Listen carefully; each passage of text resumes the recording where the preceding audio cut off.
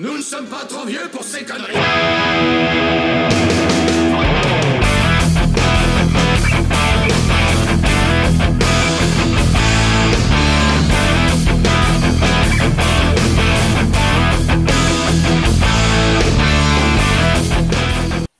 Bonjour et bienvenue dans cette nouvelle émission de Nous ne sommes pas trop vieux pour ces conneries, où j'ai l'honneur et le plaisir de recevoir aujourd'hui Planet Strange, alias Sébastien. Bonjour à tous, merci de me recevoir, Juju. Ça me fait plaisir de te recevoir parce que effectivement, je pense que tu as des choses à dire et comme on s'est déjà vu sur d'autres émissions et qu'on a pas mal d'acquaintances sur certaines séries, ça m'intéressait d'avoir ton point de vue sur cette fameuse question. Ah, je devine. Du coup, Sébastien, pour ceux qui ne te connaîtraient pas, est-ce que tu pourrais te présenter un petit peu ce que tu fais, où on peut te retrouver, etc. Alors, j'ai deux groupes sur Facebook, un qui s'appelle Planet Strange et l'autre qui s'appelle Génération Lug, où on parle essentiellement de bande dessinée et de comics.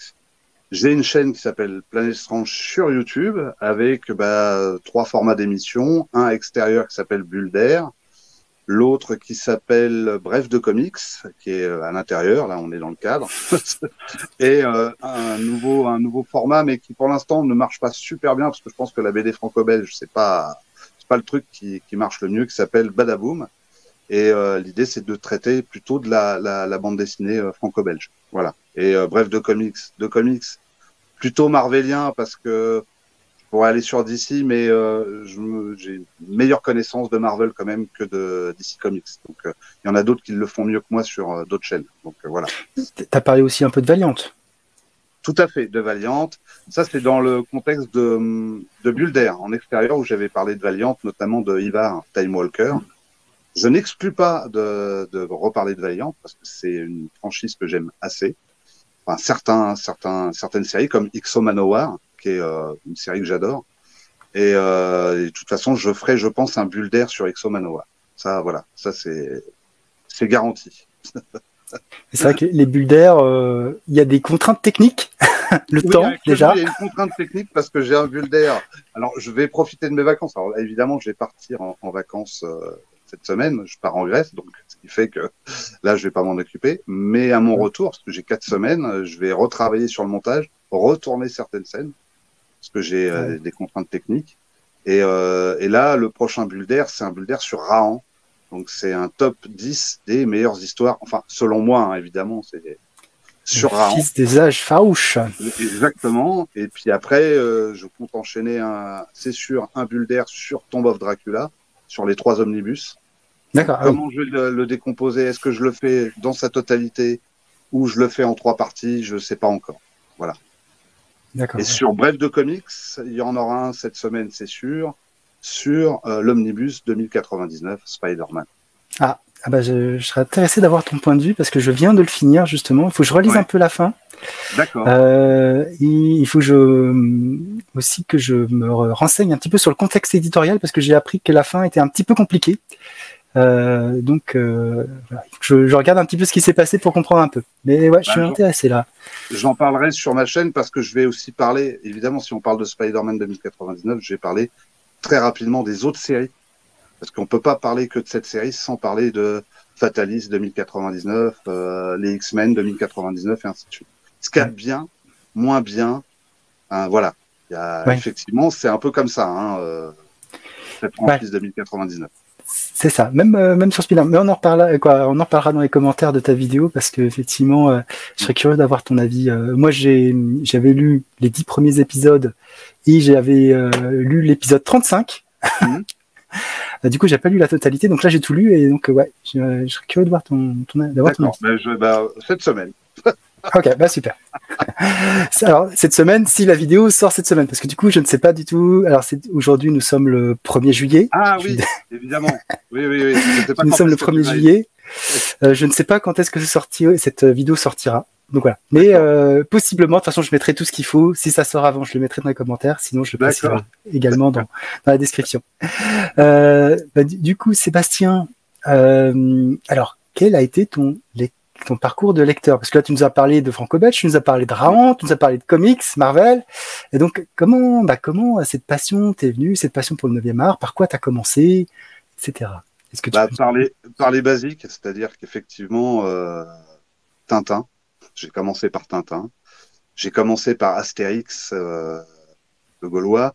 J'ai aussi commencé par Gaston Lagaffe. Ça fait partie des 3 bandes dessinées franco-belges vraiment très très fortes. En tout cas dans ma vie de jeune lecteur.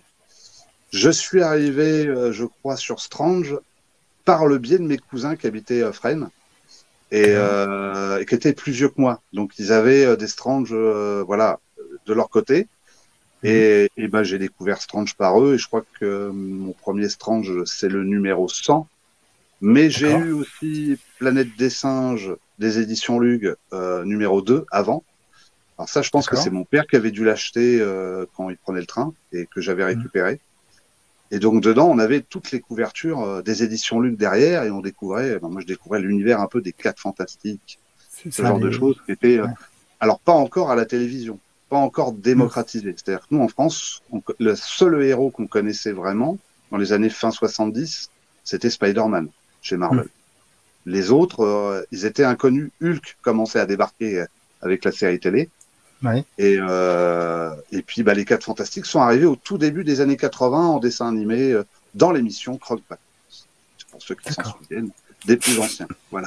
Ouais, et du coup, petite question, Sébastien. Donc, ta famille, c'était plutôt des lecteurs ou c'était comment t'as eu ces bandes dessinées au début? C'était des cadeaux? C'était donc là tu parlais de tes cousins pour les Strange, mais pour le reste, comment? Je pense que les Tintins, les plus vieux Tintins que j'ai, c'était. Alors c'est vrai que ça n'a pas été acheté quand je suis né, donc je pense que c'est des Tintins qui venaient à mes parents, mais j'avoue que j'ai jamais posé la question. J'ai jamais été les voir. En fait, quand est-ce que vous avez acheté ce Tintin? Ça devait faire partie de leur bibliothèque à chacun. Je sais que ma mère lisait beaucoup. Ça, oui. Mon père, il a lu énormément. Quand il prenait le train, il lisait énormément des romans de gare, surtout. Donc, mais pas de classique de la littérature. C'était pas du tout le genre. Et puis moi, on m'a donné le goût de la lecture assez vite. Donc, il n'y a pas que la bande dessinée, évidemment. Je lisais des livres. J'ai commencé par les Jules Verne, ce genre de choses, quoi. Et puis, je suis vite tombé dans les classiques aussi du 19e siècle, de l'horreur, du fantastique. Je pense à Frankenstein, Dracula, l'étrange cas du Dr. Jekyll and Mr. Hyde. Enfin, tous ces romans-là, je les ai lus à un moment donné. D'accord. Et puis voilà. Et puis la bande dessinée, s'est développée au fur et à mesure, un peu comme je lisais Pif Gadget aussi, donc Raon s'est imposé de fait. Ouais, effectivement, Pif. C'est pour ça que Pif, effectivement, sortait pas mal de choses, quoi. Oui, maintenant, c'est un peu plus compliqué, mais même s'ils ont réédité, là, je crois, récemment Raon, ils ont fait une nouvelle version de Raon en version kiosque. En kiosque. Oui, ils rééditent en fait les anciens. Alors, c'est pas la qualité papier n'est pas la même que celle qu'il y avait dans les années 70, mais bon, on fait avec. Et ils les rééditent en format papier. C'est plutôt sympa, je trouve. Voilà. Surtout que c'est un héros. Moi, je le défendrai toujours vraiment parce que c'est un vrai héros humaniste. Et il y en a finalement, il y en a plein, mais celui-là a quelque chose, je trouve, de plus qu'un Tarzan, par exemple. Il a ce côté où on va traiter de racisme dans Raon et c'est toujours fait de manière très intelligente, quoi. C'est voilà. Et d'aider les autres, d'être bienveillant vis-à-vis des autres et ainsi de suite. Ouais, tout à fait. Effectivement, Raon, il y a cette, comme tu dis, cet humanisme. Par contre, les animaux, les défenseurs des animaux, ils prennent cher. Voilà. Souvent, c'est comme dans Tintin au Congo avec. Ouais, c'est ça. C'est très très dur, mais alors les animaux prennent aussi très cher. Ouais, c'est ça. C'est bon. Mais bon, après voilà, c'est la lutte pour la survie, C'est ça. Mais ouais, non, Raon, c'était bien. J'avais lu l'intégrale il y a pas mal de temps. C'était mon beau-père qui me les avait prêtés. Et je les avais lus. C'est vrai que c'était une bonne lecture. J'ai pas lu du coup parce qu'il y avait la suite avec qui était sorti du coup en format franco-belge avec ses enfants, etc. À partir de là, moi. C'est à peu près à cette époque-là où j'ai décroché un petit peu parce que ça devenait un peu trop. L'univers de Raon, c'est un univers fantastique. Il faut pas le prendre comme un univers historique. Il y a des dinosaures. Il y a des dinosaures quand même. Même s'ils sont montrés de manière plutôt enfin, assez intelligente parce qu'ils sont montrés de manière rare, comme un phénomène un petit peu extraordinaire. Hein. Quand Raon affronte un T-Rex, il n'en a jamais vu de sa vie, quoi. Je veux dire, il n'en a jamais entendu parler, quoi. Et on le verra qu'une fois dans un Raon, quoi. Donc c'est voilà. Alors que oui, les tigres à dents de sabre, par contre, ça y va. Ça y va. Les mammouths aussi, les rhinocéros laineux aussi. D'accord, donc ok. Et donc tes cousins t'ont amené vers Strange. Après, du coup, t'as pris, ça t'a plu, t'as commencé à. Ah oui. Alors, comme j'étais petit, quand du coup, on commençait à acheter Strange en kiosque. Alors, c'est ma mère, mes tantes ou mes cousins qui me les donnaient. Et le souvenir que j'ai, c'est que à chaque fois, je demandais Strange, mais il y en a, eux, ils faisaient pas attention au lettrage spécial Strange et Strange. Strange Origin. Du coup, j'étais toujours déçu quand j'avais Special Strange parce que moi, mes héros, ils étaient dans Strange. C'était Spider-Man, c'était Iron Man, c'était Daredevil, point barre. Je voulais pas voir les autres. Et les X-Men, je les ai vus débarquer et j'ai trouvé ça, mais d'un compliqué. Surtout que les tout premiers épisodes que j'ai lus, c'est, je sais pas si ça va te parler, mais c'est un épisode dessiné par Dave Cockrum où, en fait, ils sont dans une station spatiale. Et tu vois des X-Sentinelles qui affrontent des X-Men. Moi, à l'époque, gamin, je comprenais pas tout et je disais, mais il y a combien de X-Men là? Ils sont une vingtaine à se foutre dessus et c'est ça. Ils sont nombreux. Ils sont trop nombreux, ça fait. Contre Diablo, enfin, oh là là, c'était quoi ce bordel? Et donc j'ai pas aimé tout de suite. Et il va arriver avec les X-Men plus tard. Bizarrement, c'est l'affiliation avec Raon. C'est un épisode dessiné par John Byrne où il rencontre Khazar. Et là, je vois un Tarzanite. Il faut rappeler que les Tarzanides étaient quand même très, très populaires à notre époque, dans les années 70, 80 et même avant. Et du coup, Khazar m'a tout de suite intrigué. Je me suis dit, tiens, qu'est-ce que c'est que cette espèce de Raon qui vit à la même époque que les X-Men? Et là, j'ai commencé vraiment à suivre la série. D'accord. Là. Okay. Et puis voilà, donc ça a été Strange et Special Strange et plus tard Titan, beaucoup plus tard. Parce qu'il y avait Star Wars, enfin il y avait la Guerre des Étoiles dans Titan, donc comme c'était très très populaire à l'époque, faut comprendre. Donc évidemment, on était tous intrigués on était persuadés, hein, bêtement, que c'était la suite, quoi. Mais alors que oui, bien sûr. Oui. Ça c'est l'argument vendeur, effectivement. Ça m'étonne qu'à moitié. Ouais, de toute façon, encore aujourd'hui, on joue sur ça. Quand on va noter un titre alors que ça n'a rien à voir. Hein. Je pense notamment à tous les comics qui peuvent sortir quand le film sort. Quand un film, et bon, qui ont généralement pas grand-chose à voir avec le film. Complètement. Malgré les couvertures, des fois, où même ils mettent la couverture du film. Je crois que c'était pour la Suicide Squad, vous avez fait ça, ils avaient mis quasi l'affiche du film, alors que ça avait rien à voir. Mais bon. Et alors ça c'est Marvel, et donc t'as continué. Est-ce que t'as arrêté? T'as jamais arrêté?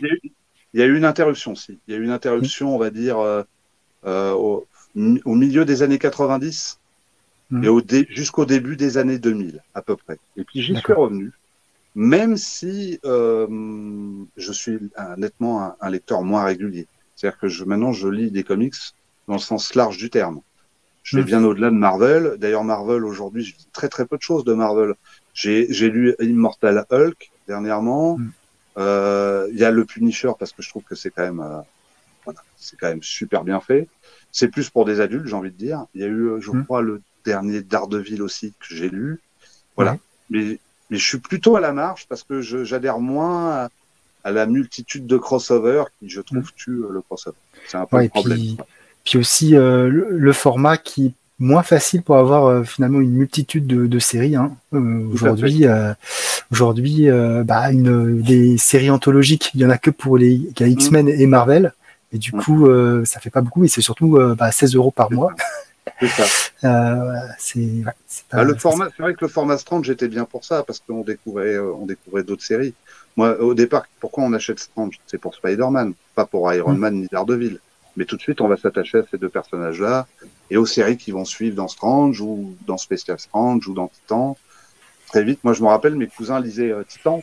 Alors, ils achetaient Titan, moi, j'achetais Strange. Donc, je découvrais un peu Titan par eux. Et j'avais un cousin qui était fan d'Iron Fist. Et donc, il adorait la série pour ça. Donc, je découvrais le personnage en même temps et son univers. Et voilà, quoi. D'accord. Et du coup, cette interruption, c'est lié à justement à l'arrêt de Semik et au début de Marvel France ou ça ou... Ah, j'ai arrêté au moment où c'était presque, j'ai envie de te dire, la fin de Marvel France. Si je dis pas de bêtises. D'accord, avant que ça passe Panini.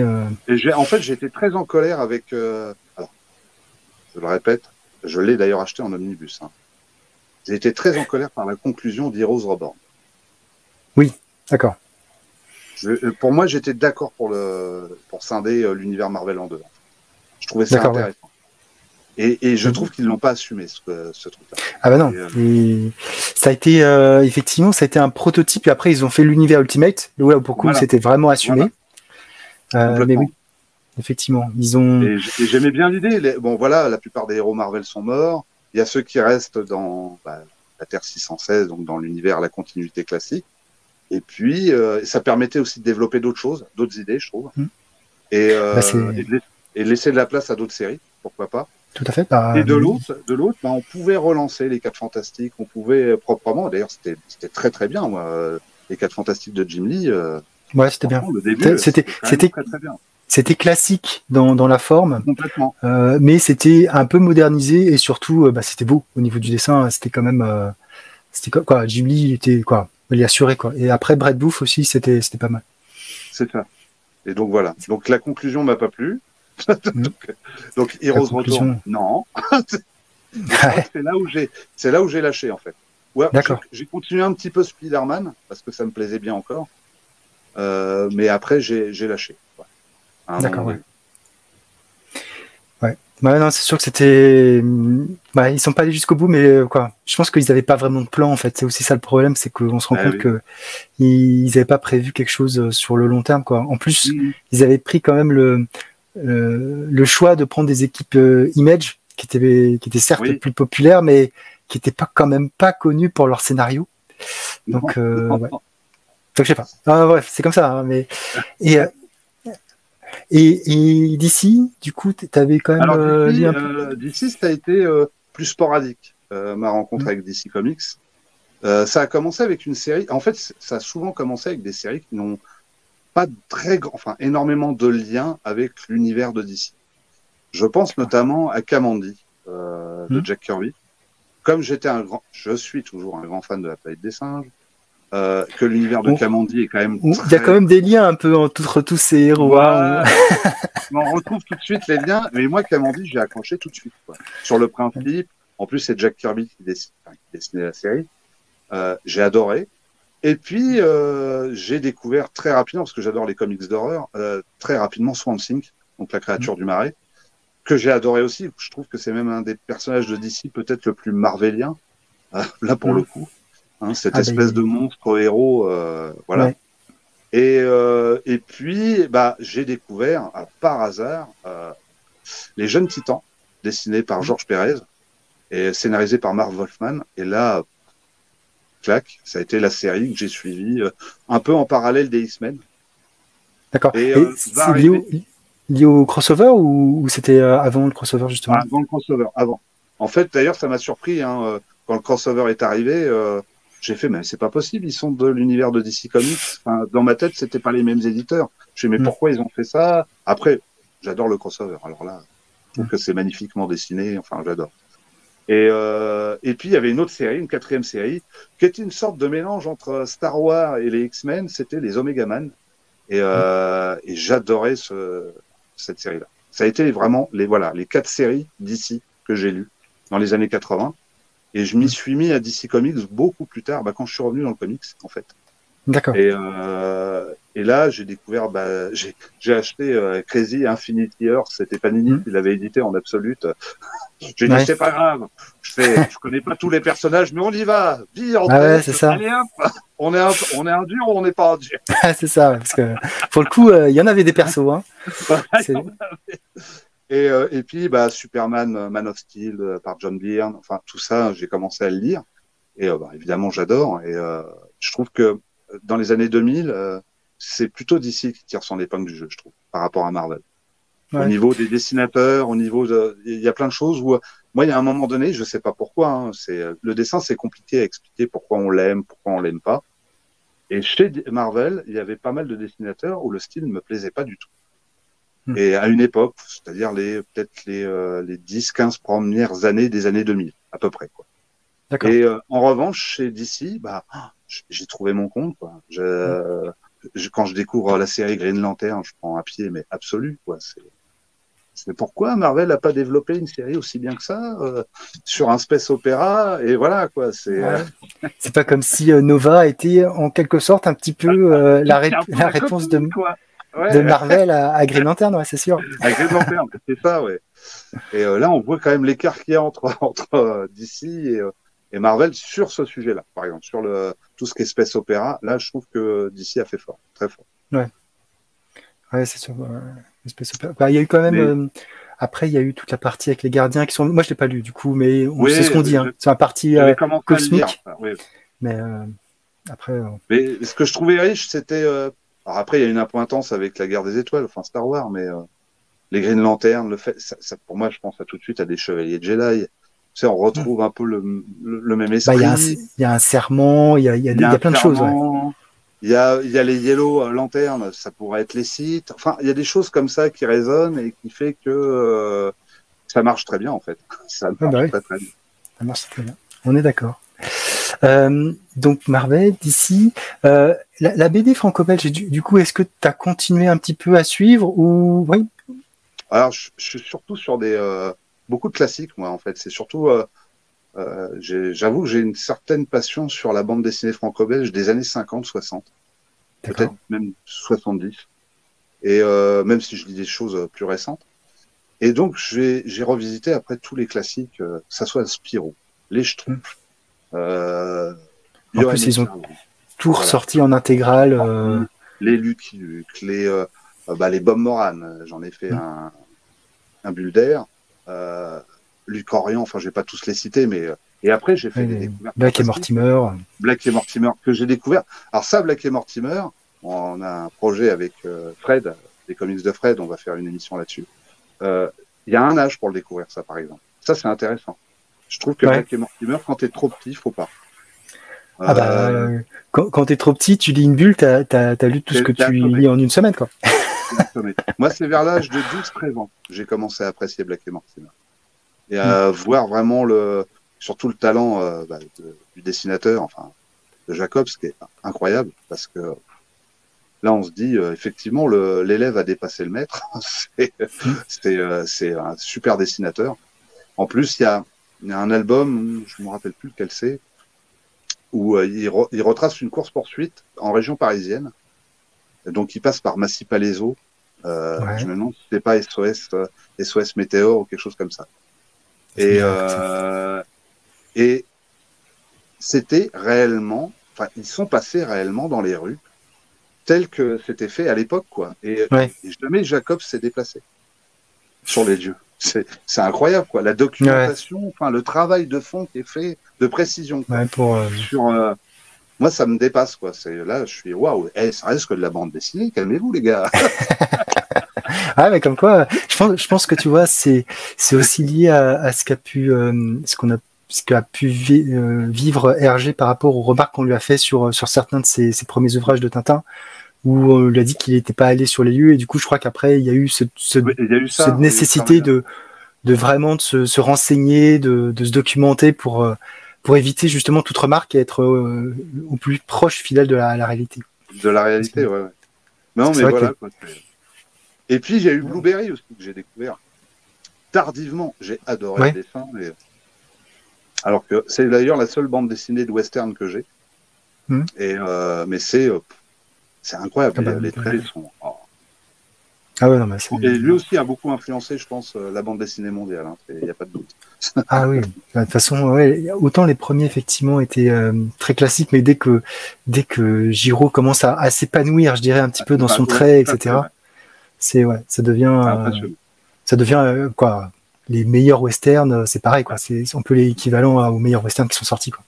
C'est complètement ça. Ok, donc Et plutôt puis des classiques et quelques modernes. Et est-ce que tu as été du coup sur d'autres chemins? Est-ce que tu as essayé les mangas par exemple? Est-ce que tu as essayé Alors j'en ai un d'autres... manga, j'en ai un que j'ai acheté il y a pas longtemps. Attends, je te le fais voir 2 secondes parce que ça va te plaire. Comme toi, je sais que hop, j'ai commencé à le lire parce que je les ai en animé en DVD. Ah, Albator. Albator. Donc En plus, c'est pour les mangas. c'est un C'est un gros, pavé. ouais, C'est un gros un pavé. pavé. Mais ce qui est marrant, c'est qu'on reconnaît bien le style du dessinateur par rapport à l'animé. Donc je dis ah bah c'est quand même très très proche de l'animé d'origine, quoi. Donc c'est pas mal. Et D'accord. dans les mangas, en fait, très très peu, parce que j'ai pas une bibliothèque extensible. Ah, bizarre. Non, non. Je comprends pas. Tu vois pas. Qu'un jour tout va s'effondrer sur moi. Et, et donc je me suis dit, on va se limiter quand même à certaines choses. Ouais, bah, Je vais de toute essayer de me façon, mettre un. il faut pas. C'est vrai que quand on commence à acheter tout ce qui nous fait plaisir, la place n'est pas extensible. Ouais. C'est un peu Exactement. compliqué. Après, je trouve ça génial, hein, c'est un média, le manga, c'est top. Ça montre un peu 3 écoles différentes qui sont dominantes à travers le monde. Il y a l'école américaine, l'école franco-belge et l'école japonaise. Et c'est vachement bien. C'est vachement Ouais. riche, en fait. C'est ça. En fait, on peut voir les influences des Les uns différentes vis-à-vis des parties. autres. Tout à Non, fait. c'est vraiment. Et puis comment ça évolue aussi par rapport à la société, hein, parce que on sait que les comics, c'est quand même un aspect sociétal qui est quand même Bien assez sûr. présent. Bien sûr. Ce qui est peut-être moins vrai dans certains autres récits ou pas, ça dépend. Non, mais c'est toujours intéressant de voir comment on met un petit peu d'actualité, de choses, de méta dans certaines œuvres. C'est toujours intéressant. Et Sébastien, donc avec ce parcours de lecteur que tu nous as brièvement évoqué, énoncé, est-ce qu'il t'est arrivé à un moment donné que quelqu'un, un proche, te dise mais Sébastien, faut arrêter là, c'était bien quand tu étais petit, mais maintenant ça suffit quoi. Je répondais, quand tu auras lu Guerre épée, tu auras le droit de me faire des remarques.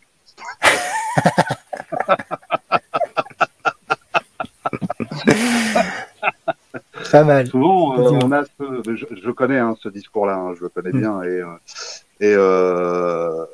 En tout cas, à l'époque, c'est vrai que dans notre génération, on a pris quelques pics, même, je veux dire, à l'école primaire, ce qui est idiot, parce que quand on est enfant à cet âge-là, on doit s'ouvrir un peu à toute la culture en général, quoi. Donc, et c'est un truc d'arrière-garde. Enfin, c'est des préjugés. En plus, c'est des préjugés qui veulent dire que forcément les lecteurs de bande dessinée sont des abrutis. C'est ça, il y a un classement. Voilà. Alors que c'est souvent des gens qui lisent, enfin, je veux dire, et qui ont lu autre chose que de la bande dessinée. Et pas que. C'est un peu mon message avec Guerre épée. Ouais, c'est ça, effectivement, parce que oui, c'est pas parce qu'on lit des bandes dessinées qu'on peut pas lire d'autres choses, effectivement. D'autres médias. Et quand bien même, je dirais même que les lecteurs de bandes dessinées dans leur ensemble vont en librairie pour acheter des livres. Ce qui n'est pas forcément le cas des personnes qui les jugent et qui vont rarement dans une librairie pour acheter quoi que ce soit. Exactement ça. C'est exactement ça. Et donc, oui, moi je flâne dans les librairies, je regarde tout. C'est-à-dire, si je regarde une bande dessinée, je vais regarder un livre éventuellement. Et après, ça dépend du sujet, du thème. Si le roman ou le pitch de départ me plaît, je me dis tiens, ça je vais me le prendre, voilà. Mais oui, on est des lecteurs avant tout.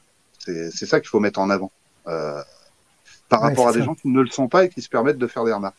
C'est ça. Il y a des jugements de valeur sur ce qu'on pourrait lire ou pas, alors que eux-mêmes ne lisent pas. Ouais, c'est ouais, bon. Mais effectivement, comme tu l'as dit, c'est moins marqué sur les nouvelles générations. J'en ai parlé avec justement Comics Play, et lui il me disait que justement, qui est beaucoup plus jeune que nous, puisqu'il m'a dit qu'il avait 25 ans, et effectivement lui il n'a pas subi ce regard, ou en tout cas c'est plus accepté. Et de toute façon, je pense aussi que si on a des films de super-héros qui font 1 milliard de recettes au box-office, ça devient plus compliqué de dire c'est pour les enfants tout ça. Vue de France, c'était c'était très à la marge quand même, hein, les récits de super-héros et tout ça. Hein. C'était même si alors il y avait 3 éditeurs principalement. Si on prend Marvel et DC, il y avait Sage Édition, Harody Artima et les éditions Lug, ce qui fait quand même pas mal. Et en termes de kiosque, il y avait beaucoup de choses, énormément de choses. On peut pas dire qu'on n'était pas gâté à ce niveau-là. C'est vrai qu'il y avait pas mal de choses. Mais malgré tout, c'était pas quelque chose de connu. Moi, dans les cours de récréation, si je parle de Spider-Man ou des 4 Fantastiques, si les gens avaient vu le dessin animé ou l'incroyable Hulk et qu'ils avaient vu la série, ça passait. Mais si je disais, par exemple, Thor, le personnage de Thor, qui est Thor, personne pouvait me répondre. Les X-Men, mais c'est quoi ça, les X-Men? Iron Man, c'est pareil. Ouais, non, bien sûr. Mais... Et maintenant, les films les ont démocratisés. Tout à fait. Mais ceux qui voient les films ne vont pas forcément acheter leurs comics. Exactement. C'est dommage parce que du coup, on en aurait besoin justement de ces personnes. Mais j'ai souvent entendu une critique faite par surtout des jeunes, des plus jeunes. Et là, je les défends un peu. C'est-à-dire que quand ils ont été voir les films, on revient un peu à un sujet qu'on a parlé tout à l'heure en off. Il n'y a rien aussi qui est fait pour attirer les jeunes lecteurs, quoi. C'est-à-dire qu'à un moment donné, il faut des formats, des tarifs, voilà, des tarifs un peu raisonnables. Je pense que je dirais que c'est surtout le tarif, parce qu'au final, nous, tu vois, quand on a commencé, on a pris le train en marche, même si ça pouvait être compliqué, mais on risquait pas grand-chose à payer, je sais pas. Alors c'était combien, une vingtaine de francs, 15 francs. J'ai commencé les Strange, ça devait coûter 3 ou 4 francs. Et je crois que j'avais fait le calcul, parce que j'avais utilisé ça pour expliquer l'inflation, et surtout des années 80. Et je crois 14 ou 16 ans après, c'était 18 francs. Ouais, c'est ça. Ouais. Tu fais waouh! Ouais, non, mais c'est ça. Ouais, on s'est pris une grosse claque. Mais c'est vrai que quand les années 80, ça a été dur. En termes d'inflation. Quand tu dépenses moins que pour un sandwich, tu prends pas grand risque, effectivement, à tenter quelque chose. Et puis, alors que maintenant, ça devient tout de suite plus compliqué. Si on veut acheter quelque chose et qu'il faut dépenser au moins 15 balles, c'est plus difficile. Je pense que c'est surtout une histoire de prix, parce qu'après, mais bon, si t'as pas de, mais il y a quand même des prix d'appel. Mais c'est vrai que c'est pas simple. On va voir ce qui se passe dans des pays européens autres que la France. Tu vois, sur tout ce qui est comics book. Savoir que, je sais qu'en Espagne, par exemple, ou en Italie, c'est des pays qui sont des très gros lecteurs de comics book. Et tout à fait. Savoir s'ils s'adressent vraiment à toutes les générations aujourd'hui. Nous, aujourd'hui, c'est un peu la nôtre qui reste sur Marvel et DC. Celle qui arrive, la toute jeune, et elle va passer, ce qui est normal, au manga, et de toute façon, ça se voit dans le rayonnage. Ça se réduit très, très vite. Ouais, c'est ça. C'est effectivement le manga prend une place parce que ça parle plus aux jeunes, ce qui peut être normal. Parce que c'est rentré dans la culture française aussi depuis 30, 40 ans, 50 ans. Il y a eu les animés, il y a eu ça. Et puis les tarifs. Je reviendrai, un manga, ça coûte moins cher que même si là aussi ils ont quand même tendance à grignoter un petit peu, parce que ils en profitent maintenant. Ouais, c'est ça. Quand je vois certains prix, je me dis quand même, bon, effectivement, ça peut rester moins cher si on regarde le nombre de pages, etc. Mais justement, on parlait tout à l'heure. Si on compare avec le franco-belge et les comics books, ça reste moins cher. Maintenant, effectivement, il y a sûrement de quoi débattre sur la montée des prix sur les mangas. Ça, je remets pas ça en question. Ouais, voilà. Après, justement, c'est ce qu'on disait tout à l'heure en off, effectivement, quand on commence à avoir du nomade où le prix le moins cher, je crois que c'est 5,90 pour un nombre de pages une 150 pages, je sais plus exactement quel est leur grille. Ça commence à devenir très intéressant. Même Panini avec ses opérations à 6,99, à moins de 7 €, on a quand même un récit complet, on a un arc. C'est quand même pas si mal. Mais il faut démocratiser tout ça. Disons que faut pas alors autant les nomades, je sais que ça va être quelque chose de pérenne, autant les opérations restent des opérations. C'est un peu dommage. Je pense que Panini devrait prendre un peu de risque et sortir un truc pérenne à un prix raisonnable. C'est clair. Mais bon. Et alors, Sébastien, de quoi tu vas nous parler justement pour illustrer un petit peu ce propos là? Ça va être la surprise. Surprise. Alors là, on sera pas sur quelque chose ça va être sur quelque chose d'un peu plus cher. Trouvable aujourd'hui, je ne sais pas. D'accord. Savourer. Au départ, je voulais vous faire un truc sur The Blue Flame. The Blue Flame. J'ai du mal en fait et je me suis dit non, laisse tomber, c'est pas toi. Qu'est-ce que je vais raconter vraiment d'intéressant là-dessus? Je pense qu'il y en a d'autres qui le feront mieux que moi. D'accord. Et j'ai moyennement accroché en même temps. Donc je vais pas, voilà. D'accord. Alors je me suis dit, bah Planète, quand même, Planète Strange. On va parler quand même de ce qui plaît aux gens. Donc j'ai sorti l'Absolute, la saga du Phénix Noir, un récit qui évidemment m'a beaucoup marqué et je pense a renforcé mon goût, mais pas seulement le mien, je pense de plein de lecteurs de ma génération, à tout ce qui concerne Marvel. Et pourquoi ça a eu un impact énorme? Parce que ça aussi, il faut l'expliquer. Donc ça, c'est l'édition qu'avait fait Panini Comics en Absolute. Alors, je suis un fou parce que je l'ai en intégrale, mais je me suis dit, un grand format quand même. Un grand format. Tu sais, je vais pas te jeter la pierre, Sébastien, parce que moi, tu sais, j'avais en collection, tu sais, Hachette, parce que c'est un arc qui est très connu. Et j'ai quand même acheté l'Epic Collection, hein, donc moi j'ai acheté l'Epic Collection, du coup, attends, est-ce que je peux ils l'ont sorti en Epic. Ils l'ont ressorti en Epic. Et moi j'ai des X-Men en Epic en septembre, je crois. Oui, ils sortent Prometheus en septembre. Du coup, je vais pas réussir à le sortir. Oui, c'est ça. Et du coup, moi j'ai acheté la version qu'on voit pas du tout. Ouais, la version cartonnée, on voit pas. Oui. Hein, c'est pourquoi on la voit. Si on la voit un peu. Mais pourquoi ça disparaît? Ah, mais je sais pourquoi. C'est le fond. C'est le fond. C'est le fond. Mais du coup, avec cette, ouais, on voit rien. J'essaie de la mettre. Et du coup, moi, j'ai pris celle-là.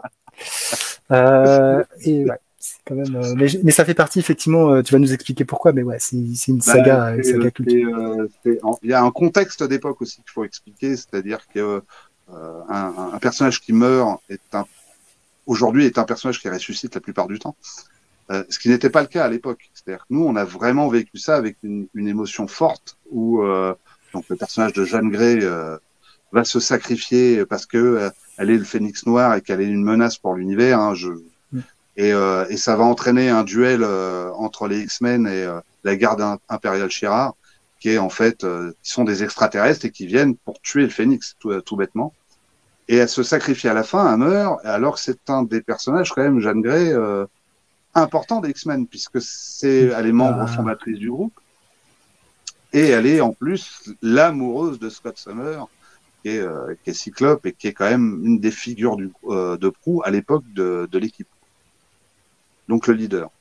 Et ben dans cette Absolute, si on retrouve un peu toute la saga du fait de comment elle va basculer du côté obscur de la Force, jusqu'à sa mort et au départ de Cyclope, on retrouve aussi, malheureusement, mais j'ai envie de dire, bon, on est quand même content de l'avoir. Alors, c'est cet annual, ou même pas que cet annual d'ailleurs. Cet épisode des Avengers, qui est, est-ce que j'ai le numéro? Celui-ci, 263, que vous pouvez voir ici. D'accord. Où on va nous expliquer comment Jeanne Grey a survécu au final, et que le Phénix est mort, mais c'était pas totalement Jeanne Grey, quoi, en fait. Voilà. Ah, tu vois, celui-là, si l'épisode n'est pas dans l'Epic. Non, tu l'as pas dans l'Epic. Et après, tu as, évidemment, cet annual, je crois que c'est un annual des 4 Fantastiques, si je dis pas de bêtises. Un annual ou pas? C'est dessiné et scénarisé par John Byrne, où effectivement, là, les Avengers et les 4 Fantastiques vont enquêter pour savoir qui est cette jeune femme, et ils vont découvrir qu'en fait, c'est Jeanne Grey. Ils ont rajouté aussi le premier épisode d'X-Factor. D'accord. Qui est là, je crois. Oui, on va y arriver. Allez, présente-toi, mon petit. Voilà, ici. Il est timide. Ça aussi en plus, dans cette Absolue, qui est quand même assez complet sur le sujet. Hein. Parce qu'ils ont mis aussi, j'ai oublié de te le dire, les deux fins. Oui, la fin officielle et celle qui aurait pu être la fin positive du récit. Ouais, encore positive. Je trouve que, alors effectivement, elle survit, mais c'est un légume, quoi. Oui, mais il y a eu une suite à ça qui a été écrite. Et on va y venir. c'est... alors attends, on avance. Donc ça, c'est l'épisode final. C'est ce fameux What If.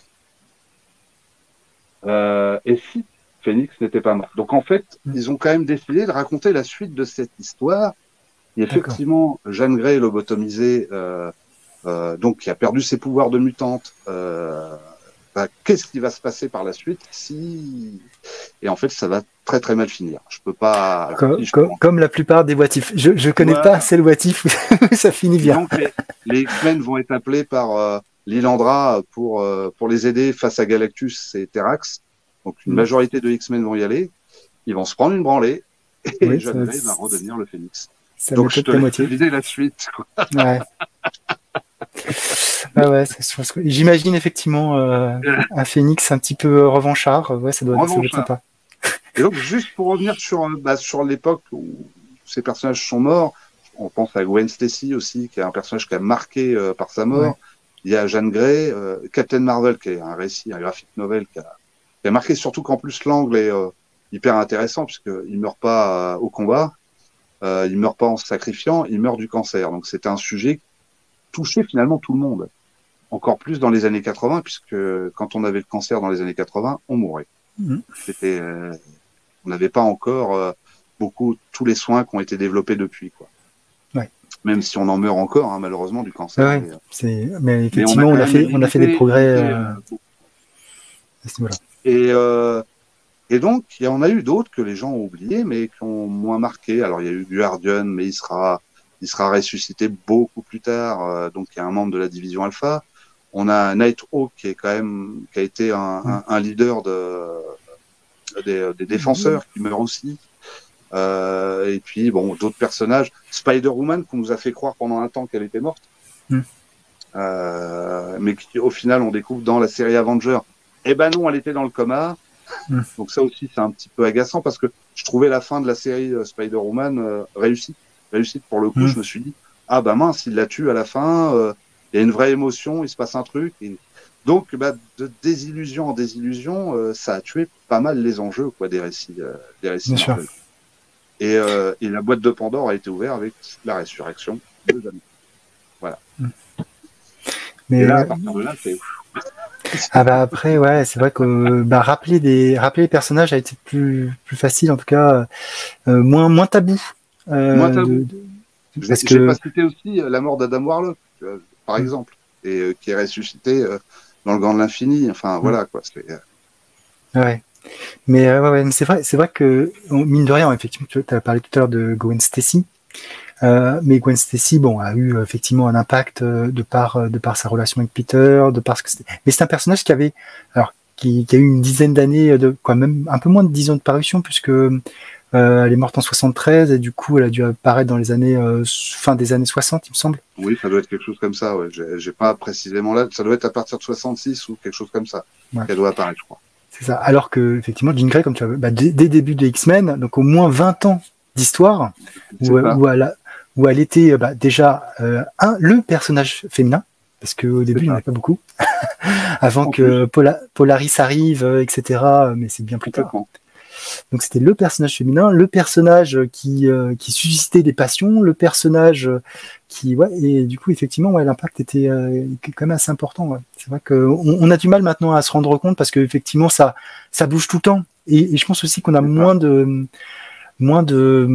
finalement tu vois sur maintenant 60 ans de continuité pour certains personnages.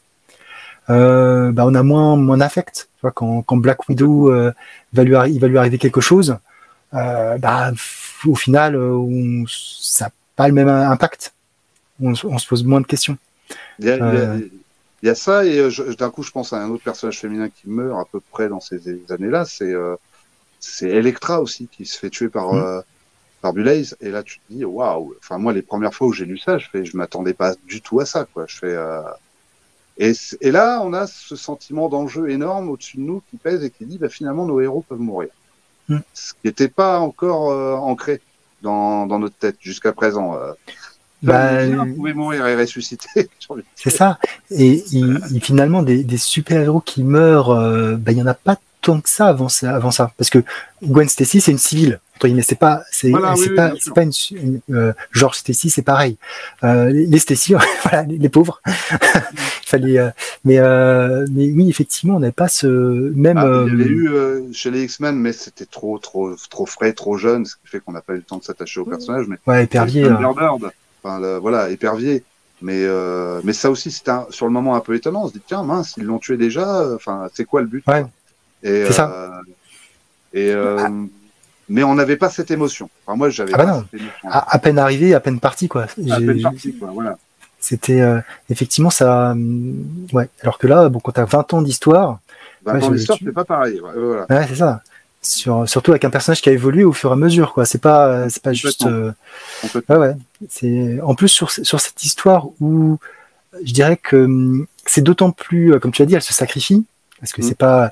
Il y a bien le combat contre la garde Char, mais au final, ils sont complètement dépassés, les X-Men. Ils ont aucune chance. Et en fait, c'est un épisode magnifique parce que c'est presque pathétique pour les X-Men. Ils se font mais exploser par chaque membre de la garde impériale. Et notamment je trouve le combat qui est le plus représentatif, c'est Colossus contre Gladiator, où on sent qu'il est impuissant. Il lui envoie tout ce qu'il faut sur la tronche, mais l'autre il bouge pas, quoi. C'est voilà, quoi. Et on les voit tous tomber un par un, donc ça nous chagrine terriblement parce que bon, la couverture du Special Strange spoilait quand même la fin. C'est-à-dire qu'effectivement, c'était une représentation un peu comme celle-ci. Bon, on se doutait bien qu'il allait se passer un drame quand même. Mais en plus, dès la première page, la présence du gardien, qui est un personnage qui est quand même pas présenté à chaque fois non plus dans les séries Marvel. Donc ça veut dire, attention, on va regarder un événement de l'univers Marvel très très important. C'est ça aussi. Et puis petit à petit, tous tombent et elle se sacrifie à la fin. Enfin, c'est déchirant et triste. En plus de ça, l'épisode d'après, c'est le départ de Cyclope, qui était à l'époque mon X-Men favori. Et là, je fais, bon, alors là, ça y est, c'est le pompon, tout le monde se barre. Ouais, non, en plus, je me souviens de la scène juste avant où entre Jean et Scott, où ils sont sur une espèce de montagne, et puis elle lui bloque ses pouvoirs, etc. Et en fait, c'est vraiment ça. À un moment donné, ils ont trouvé vraiment comment dire, un équilibre, une joie, etc. Et tout est retiré au fur et à mesure. C'est ça. Et pour finir, effectivement, sur cette issue fatale. Et c'est pareil, les antagonistes, ça, le Club des Damnés, c'est énorme. On découvre un peu plus ces personnages-là à ce moment-là. Et j'avais trouvé génial aussi qu'un vieux vilain comme le Cerveau, qu'on avait tous oublié, très sincèrement. Alors moi, à la même époque, pour resituer, c'est-à-dire que les anciens X-Men, je les découvrais dans Speedé. Tu sais, c'était réédité dans Speedé au même moment où on avait ces épisodes de ce qu'on appelait les nouveaux X-Men. Et donc moi, j'ai jamais lu les X-Men dans Strange. Enfin, la vieille série, l'équipe d'origine, je connaissais pas. Et quand je lisais les Speedé, je découvrais ce vilain qu'on appelle le Cerveau, qui était un sous-vilain, enfin, vraiment sous-exploité. Et là, ils en font quelque chose de vraiment grandiose. Et on se dit, mais pourquoi vous l'avez pas fait avant? C'est vraiment un personnage qui a un vrai potentiel, quoi. Qui a un vrai potentiel de méchant. Mais c'était la bonne surprise aussi de découvrir c'était lui. De dire, tiens, ça fait référence au passé aussi. Ouais, tout à fait. Ouais, non, c'était. Ouais, on était vraiment sur une bonne période pour les X-Men, quoi. Après. C'est vrai que, en plus. Je dirais que comme c'est un arc qui a été multi-édité et de multiples fois, on a vraiment habitué à ce trait de John Byrne et cette narration de Claremont, où les deux vont ensemble et c'était vraiment, je pense que c'est peut-être l'un des meilleurs qu'ils ont fait. Ouais. Je suis d'accord. C'était la bonne équipe et après c'est dommage que Byrne se soit embrouillé avec Claremont, mais ça a eu des conséquences aussi un peu minables, je trouve, par la suite, par exemple. Quand Claremont écrit et scénarise l'épisode avec le Docteur Fatalis et les X-Men, et qu'on nous explique après que John Byrne nous explique dans un épisode des 4 Fantastiques, ouais, mais le Fatalis qu'ils ont rencontré, c'est un robot. Je trouvais ça un petit peu, c'est pas sympa, quoi. C'est des petite guerre d'ego, effectivement. Et finalement, c'est le lecteur qui paye un peu tout ça, quoi. Donc, pas le seul, hein, John Byrne, à avoir fait justement des choses comme ça, où il se tirait par série interposée. Il y a eu plusieurs auteurs qui ont fait ça. Hein. Mais ouais, mais c'est un peu dommage, quoi. Ouais, bah c'est surtout si c'est pour un peu, je sais pas moi, abîmer le récit des autres, c'est pas bien. Ouais, c'est ça. Surtout que ça n'apportait rien de plus ou de moins, quoi. Ben oui. Mais ça, l'ego. Hein. De toute façon, mine de rien, ces artistes, ils ont quand même un ego. Hein. Surtout Byrne. Hein. Je pense qu'il a. Byrne, il en a un gros. Ouais. J'ai bien compris qu'il en avait un gros. Ouais. Ah ouais. Mais ouais.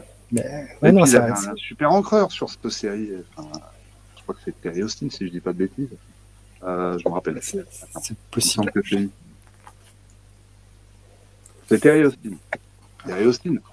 Ça aussi, parce qu'on souligne jamais le travail des encreurs et ils ont une importance incroyable. Ah bah, je clairement. trouve que le trait de Byrne, il est magnifié. Il est, voilà, quoi. Ce triptyque a été un super triptyque d'artiste. Ah bah, je suis d'accord.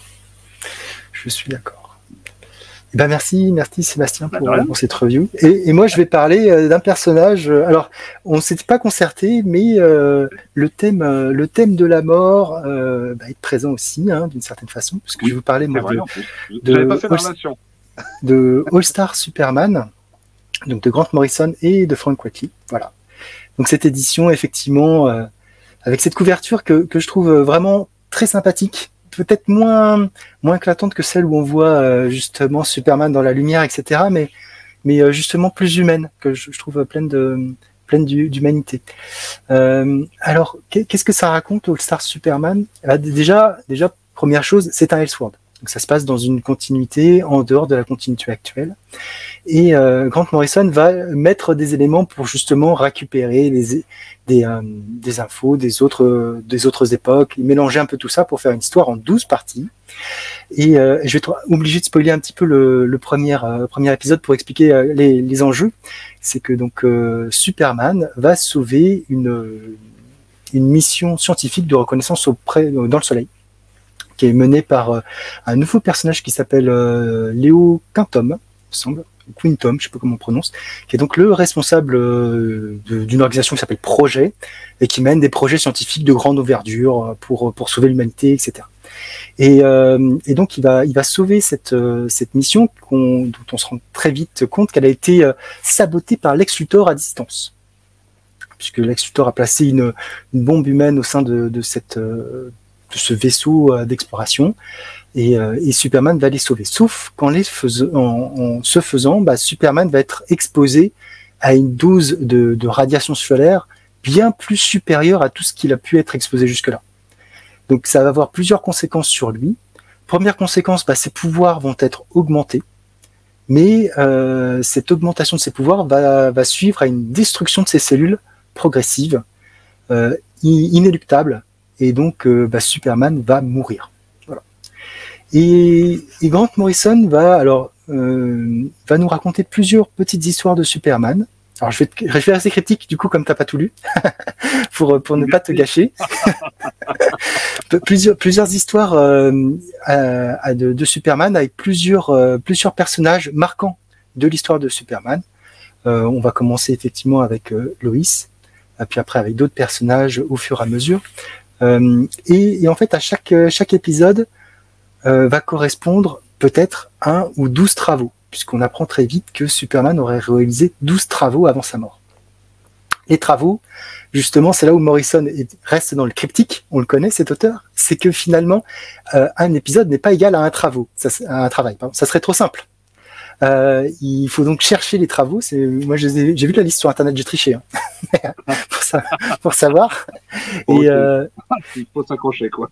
Ouais, c'est ça. C'est pas aussi simple que ça. Mais du coup, ça est intéressant parce qu'effectivement, les 12 travaux, on pense aux 12 travaux d'Hercule, qui va mener un certain nombre de choses pour finalement lui aussi, une fois qu'il a réussi ces 12 travaux, Hercule, on sait que sa fin est funeste. Il va avoir quelques soucis à la fin. Et voilà. Donc là, Morrison nous raconte cette histoire de ce Superman qui va mourir, qui le sait, qui est conscient de tout ça et qui va essayer de faire justement un certain nombre de travaux pour l'humanité. Et c'est très intéressant de voir quels sont les travaux et comment il va mettre cette connaissance ou pas à destination de ses proches. Et j'ai trouvé que le récit était très intéressant dans ce qu'il racontait par rapport à la gestion de la mort. Si demain on sait qu'on va mourir un jour, tous, ça c'est inéluctable, on n'a pas de choix.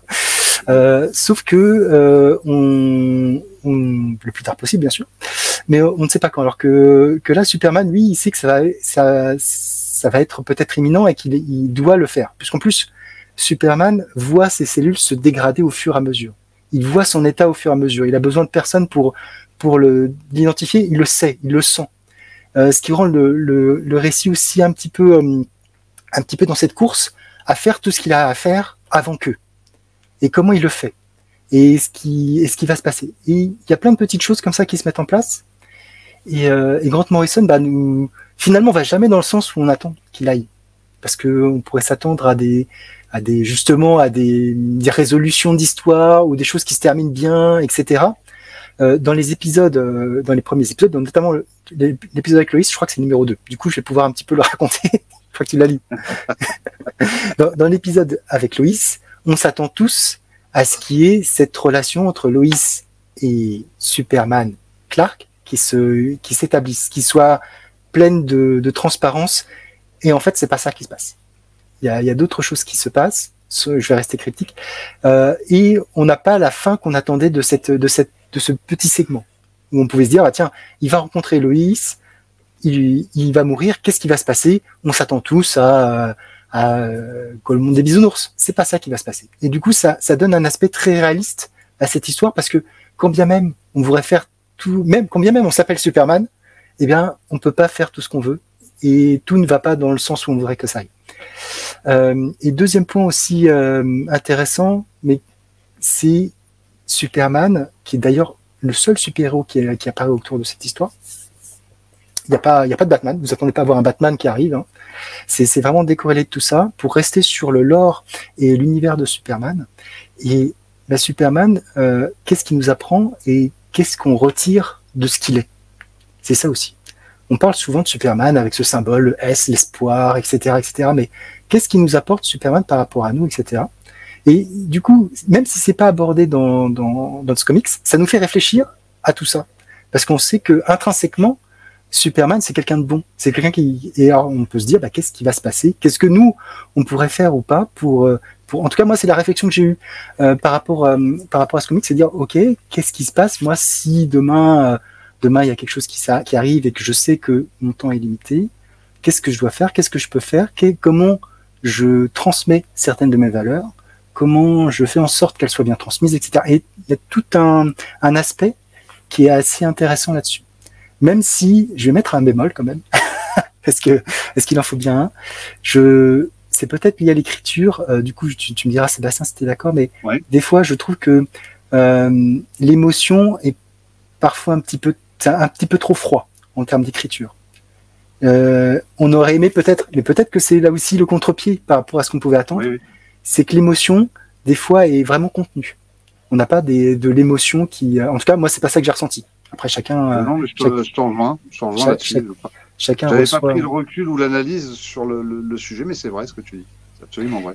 Et mais ça reste un récit, effectivement, un très bon récit de Superman. Ah bah oui. Et qui en plus, Frank Quitely, je crois, n'a jamais été aussi beau. J'ai rarement vu. Ces graphismes sont juste extraordinaires. Ces dessins sont. Alors je me demande si on parlait tout à l'heure de l'ancrage qui est réalisé je ne sais plus par qui, mais de manière numérique. Je me demande aussi si ça ne joue pas. C'est lui qui fait l'ancrage. C'est lui aussi qui fait l'ancrage. Il est aidé de Jamie Grant. Pas si, mais il est aussi à l'ancrage. Et je trouve que son trait n'a jamais été aussi fin, parce que des fois on a tendance à le voir. Moi je me souviens la période X-Men avec Morrison notamment, où c'était beaucoup plus achéré, beaucoup plus l'ancrage était plus lourd.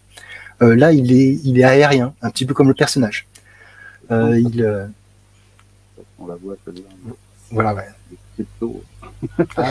Ouais, c'est ça. Il reprend plein de choses du lore de Superman, mais il faut piocher. Alors c'est là aussi où c'est intéressant. On parlait tout à l'heure de monter dans le train en marche. C'est que je pense qu'il y a plein de références si on n'est pas un gros lecteur de Superman qui vont nous passer à côté. Néanmoins, ça ne gêne absolument pas pour le récit. Et si on a envie de creuser, eh ben, je pense qu'on peut après rechercher et creuser d'où viennent ces histoires. Sachant que Morrison, c'est un peu le spécialiste pour piocher des choses un petit peu du Silver Age, etc. dans ces histoires. Ouais. Moi, ce que j'aime chez Quitely, c'est son style. Hein. Je trouve qu'il a un style très franco-belge pour le coup. Il a un style qui passerait bien dans la BD franco-belge. Et oui. J'adore. C'est un dessinateur vraiment magnifique. Ah ouais, non, c'est aussi une des raisons pour lesquelles je l'ai acheté. Hein. Ah oui, ça. C'est pour ça, toi, j'hésite après avoir lu ce tome à me prendre l'autre série qui est sortie en nomade, là, qui est Nous trois, ouais. Des mêmes auteurs, justement. Ah bah il faut que je regarde alors. Oui. Pour voir un petit peu ce qu'ils proposent. Du coup, sur cette histoire. Mais voilà. En tout cas, moi, c'est un récit dont j'avais entendu parler depuis très longtemps. Et j'avais pas sauté le pas parce que d'une certaine façon, je suis quand même une grosse Marvel Ghoul, hein. Faut dire ce qui est. et que d'ici, bah, c'est un peu plus compliqué de se lancer dans cet univers et surtout financièrement, faut dire ce qui est.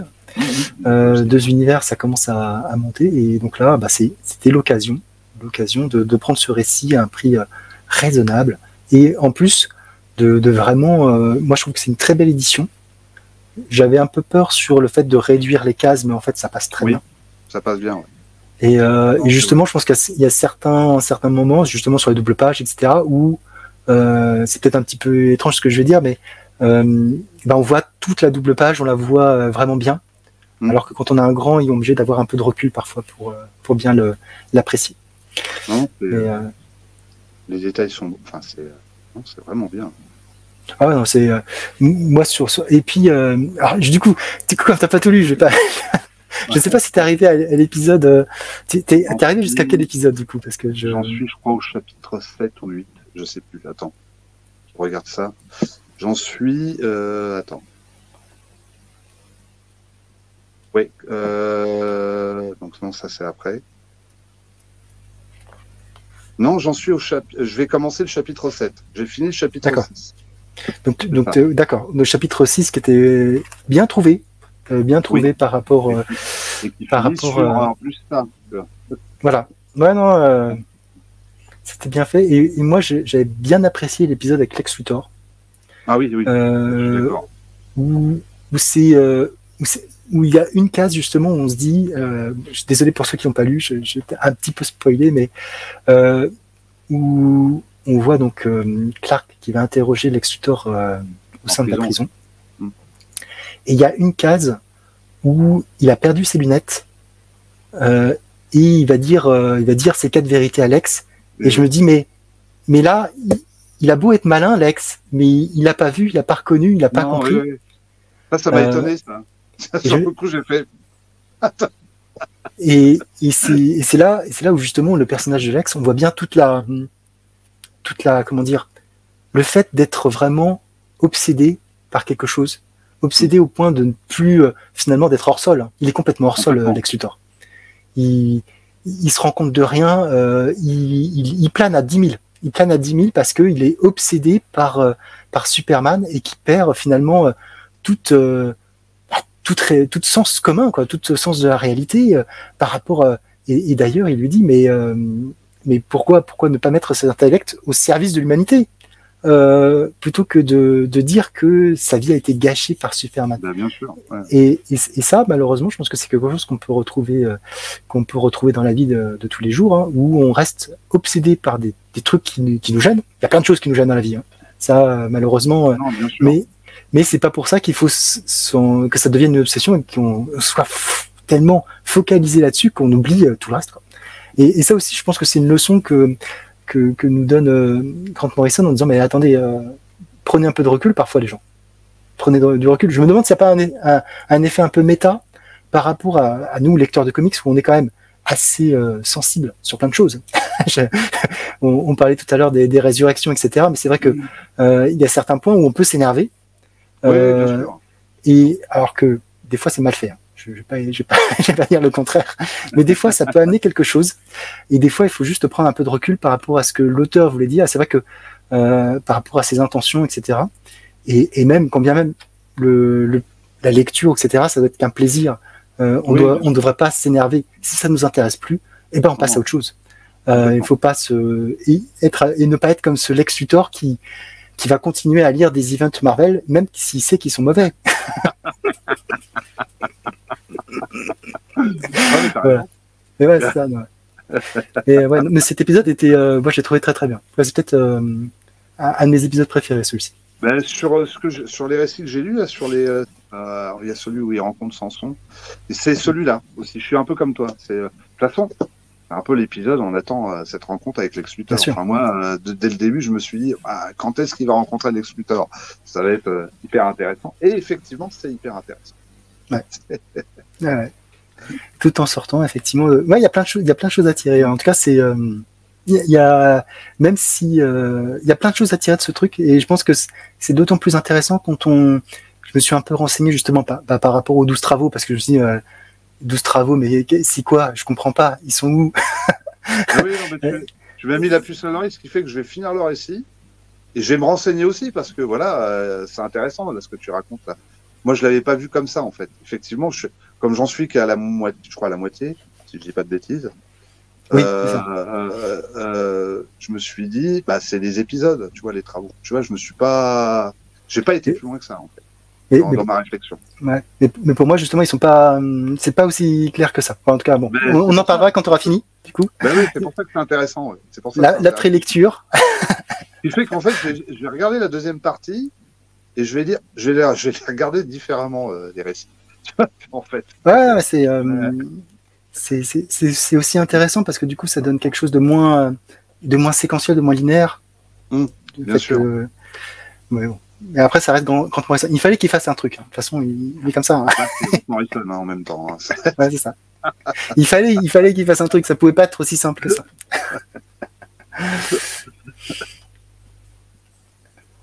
Ok. Ben voilà. Du coup, Sébastien, on va conclure cette émission. Tu nous as présenté quelques-uns de tes projets là qui sont en cours là tout à l'heure donc pas mal de choses hein, finalement cet été. Donc il y aura pas de rupture finalement cet été.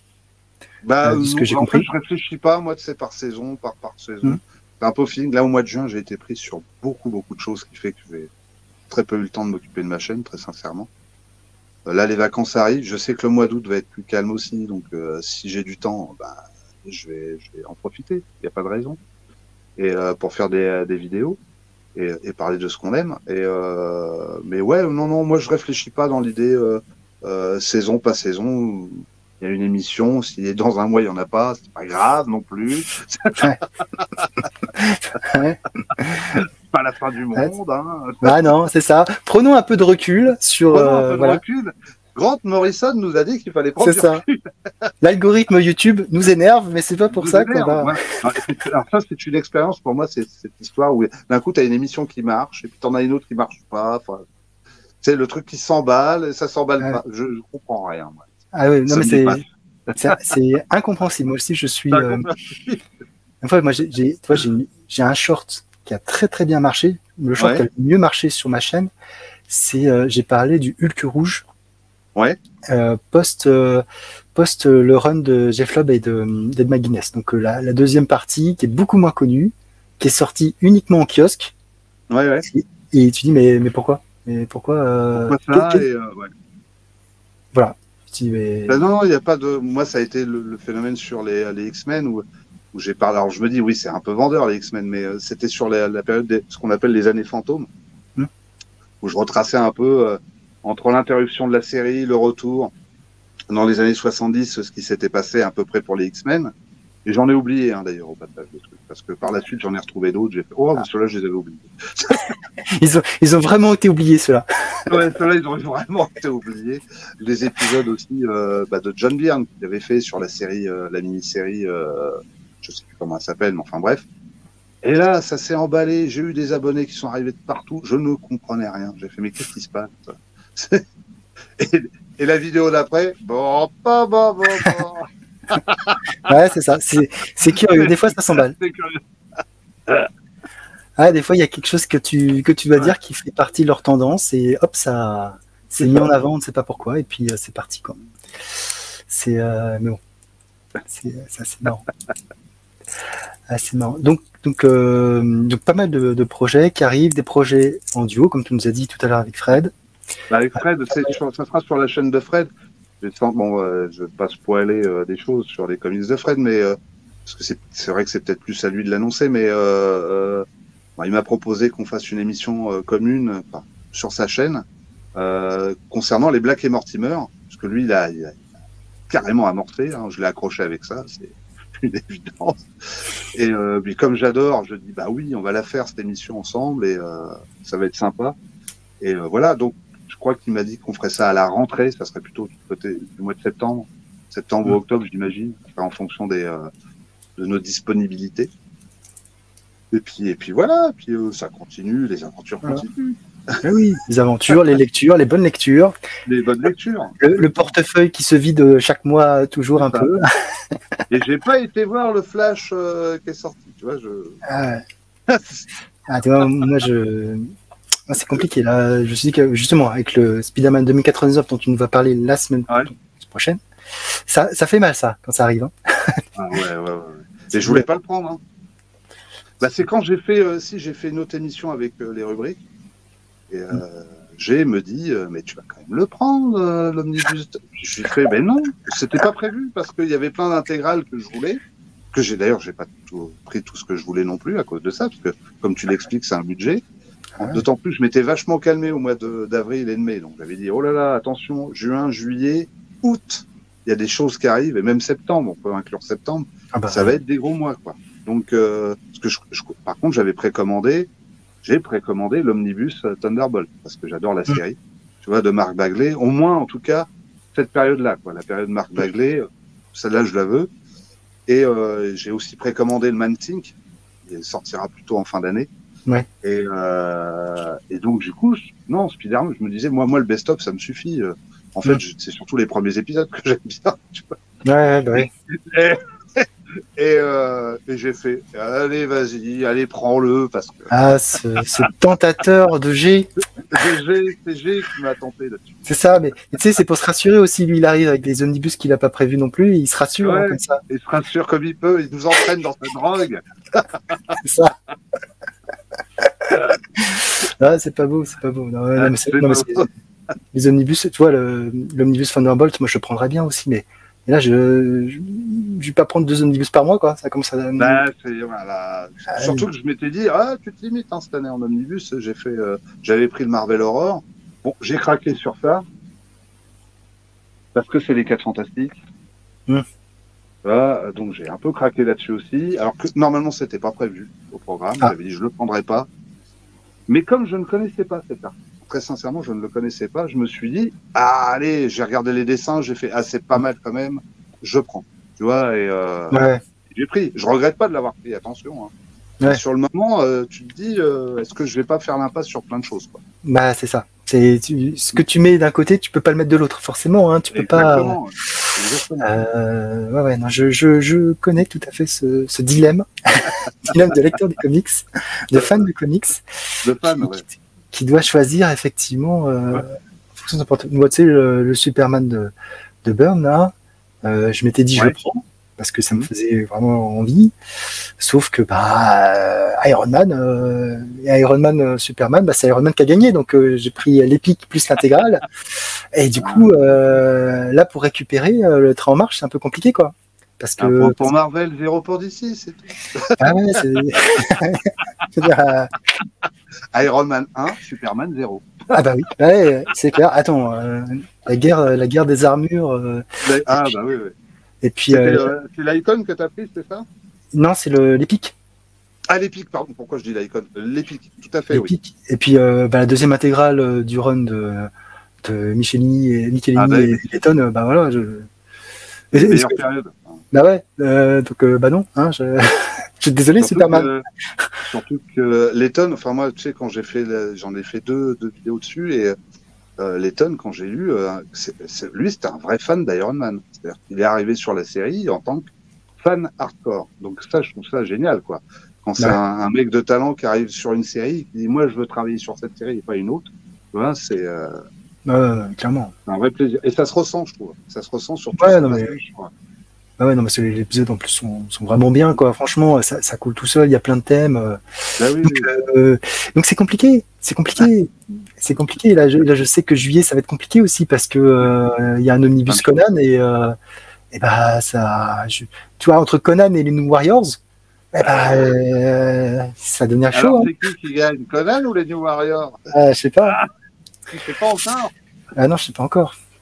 Conan, c'est sûr, mais après, je sais pas si je prendrais pas New Warriors aussi, tu vois. En plus, sur la première année, je sais que c'est bien. Après, je sais que ça se délite un petit peu, mais... Ça. Après, t'es pas obligé d'acheter tout non plus quand ça sort. Exactement. Tu peux la jouer fin d'année. Parce que les intégrales, en plus, je sais, on vit tous les deux en région parisienne. On connaît quelques boutiques à Paris où on les retrouvera. Hein. Ouais, il y a moins de... Panini réassort quand même beaucoup mieux. Achalainde beaucoup mieux ces intégrales et ces omnibus qu'à une certaine époque où c'était compliqué. Je connais par exemple une boutique où tu vas où il y a un mur d'intégrales. Hein. Ouais.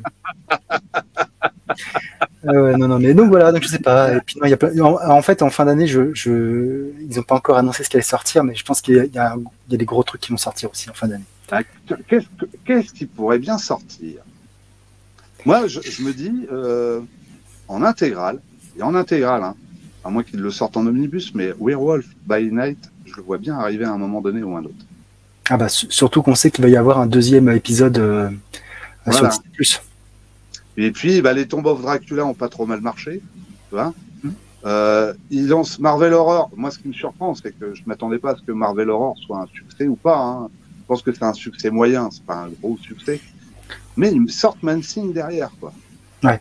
Et je me dis, donc ça veut dire qu'il y a quand même un public qui a acheté ces séries-là.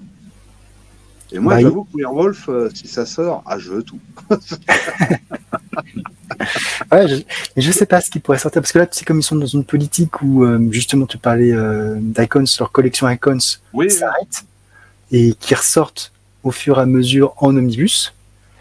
Je sais pas. Moi j'aimerais bien qu'il y ait un omnibus Spider-Man de Straczynski qui sorte. Mais c'est fort. Ça va finir par arriver, je pense. Ça arrivera. Même si j'aurais préféré que ça sorte en intégrale, tu vois. Pour le coup. Ouais. Là, il faut que tu attendes quelques années. Hein. Ouais, mais ils sautent les années, je veux dire. Après. En fait, le problème, c'est que on sait que Marvel, de toute façon, Panini va pas sortir les intégrales au-delà d'une certaine époque. Ouais, puis ça serait logique parce qu'il faut que, je trouve, les intégrales, c'est une notion de récit ancien, tu vois, de collection classique. Et je trouverais que ça perdrait son sens. Mais je pense que le reste peut sortir dans une autre collection. Certes, mais tu vois, quand c'est sorti il y a 20 ans, dans les années 2000, je me dis quand même, c'est pas trop moderne, quoi. Mais c'est considéré comme moderne par Marvel et je pense que, c'est... 20 ans, c'était hier pour moi. Mais ouais, tout est où sont passés mes 20 ans? Albert. Mais non, mais après, je sais pas. On verra bien ce qui sort, mais je pense que Panini n'a pas encore tout annoncé là parce qu'on sait que le mois de octobre-novembre, c'est les gros mois qui préparent Noël. Les gros mois, ouais. Décembre moins, parce que généralement décembre il relâche un peu à ce moment. Ouais, puis surtout décembre, en décembre, les gens n'ont pas le temps d'acheter pour Noël. Mais non. Donc, bien sûr, oui. Donc, c'est surtout novembre. Et je pense que là, quand ça va sortir, je sais pas quand, là. Et ça mais t'as raison, octobre-novembre, ça va être. De toute façon, là, c'est simple. À partir de là, jusqu'à novembre, c'est l'enfer. C'est ça. C'est l'enfer. C'est exactement ça. Les importations vont nous tomber dessus. Ouais, et à chaque fois que Panini va nous dire, oh là là, c'est repoussé parce que voilà, on a des problèmes de papier et machin, on va être là, on va faire. Ouf. Ouais, non, c'est clair. C'est clair. Sans mieux. Je vais pouvoir manger ce mois-ci. Ouais, c'est ça. C'est que, justement, l'omnibus, on nous parlait de Spider-Man de 2089, il a été repoussé. Il était prévu. Il n'a pas été repoussé de beaucoup, mais au moins d'une semaine. Donc la paye est tombée. C'est régulier chez Panini, puisque Marvel Horror avait été repoussé aussi.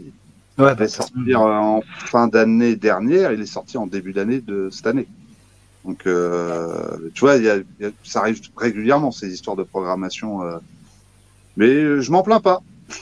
C'est ça. Ça permet d'étaler un peu plus. Donné, tu t'en plains plus, quoi. Voilà, il faut échelonner. Oh. On est large. Exactement. Exactement. Bon, eh bien merci encore, Sébastien. Merci. C'est moi qui te remercie de m'avoir invité. Parce que c'était vraiment sympa. On a parlé de plein de trucs. On a digressé un peu, mais c'est pas grave, ça fait du bien. Ça fait du bien. Je mettrai tous tes réseaux dans la description. N'hésitez pas à vous abonner à la chaîne de Sébastien, parce que franchement, il y a pas mal de choses très intéressantes. Des choses qui sortent un petit peu. Moi, j'aime bien quand ça sort un petit peu des sentiers battus. Ouais. Alors, je dis pas, quand je dis sentiers battus, c'est pas autre Marvel, etc. Mais tu as parlé effectivement d'un peu de Valiant, mais surtout, tu as parlé des 2 intégrales d'Iron Man, quelque chose qu'on voit pas couramment. Oui. Peu de personnes en ont parlé, des intégrales d'Iron Man. Pourtant, quel héros, il faut dire ce qu'il est. Et puis tu as parlé aussi de Léo avec toutes les Kenya, Namibie, etc. Donc non, il y a plein de trucs à découvrir sur ta chaîne. Un regard un peu différent. C'est toujours bien d'avoir des regards différents. On parlait tout à l'heure des comics de Fred, c'est pareil. C'est un regard aussi un peu différent sur tout ça. Et ce qui est bien, parce que chacun a ses propres appétences, son propre vécu, etc. Et ça enrichit les avis qu'on peut avoir sur une œuvre, etc. Donc voilà. Donc n'hésitez pas. En description la chaîne, etc. Et puis moi je vous dis à très bientôt pour une prochaine émission. Ciao, ciao. Ciao. Bye bye. Nous ne sommes pas trop vieux pour ces conneries.